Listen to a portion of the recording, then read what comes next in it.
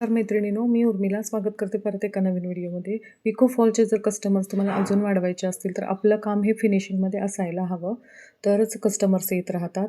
आता इथे जेव्हा तुम्ही पिको फॉल करता, फॉल जोडताना आणि पिको करताना तुमची एकसारखी आणि सुंदर अशी बारीकशी टीप आली पाहिजे, जी बऱ्याच जणांची येत नाही. शक्यतो म्हणजे नवीन शिकणाऱ्यांची तर नाहीच येत.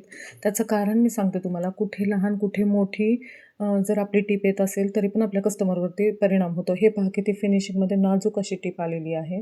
तर ही टीप अशी कंटिन्यू आली पाहिजे तुमची.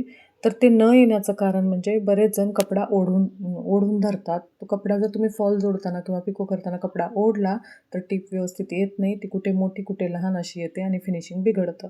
तर ही सर्वात महत्त्वाची ट्रिक आहे. तुम्ही अगदी न ओढता कपडा पिको फॉल करा. खूप सुंदर एकसारखी टीप येऊन जाईल.